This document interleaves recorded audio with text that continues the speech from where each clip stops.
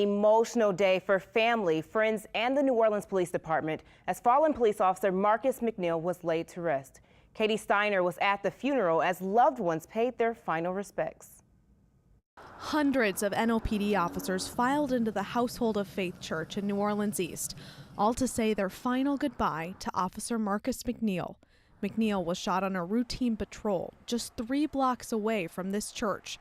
It wasn't just law enforcement who paid their final respects. Many community members came out to say goodbye as well. I'd just like to say thank you to the officer for paying the ultimate price to try to protect me.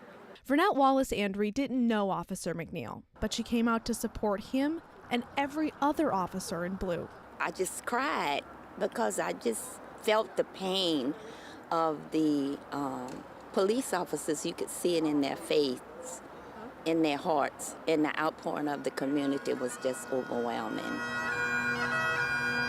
After the funeral was over, pallbearers carried Officer McNeil's casket, which was draped in red, white, and blue, into the hearse.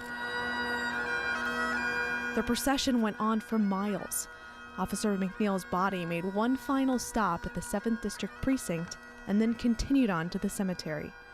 Chuck LaMarche was in that procession. I think that when something like this happens and it's a tragedy for the family, that we need to honor and respect them. If we have time to come out and show our respect, I think we need to do that.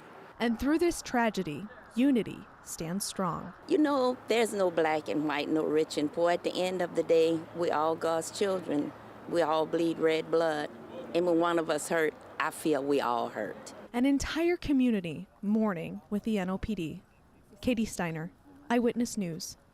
Such a tragic loss for all of us. And Officer McNeil leaves behind a wife and 2 young daughters. And if you would like to help his family, you can drop off a donation at any Whitney bank.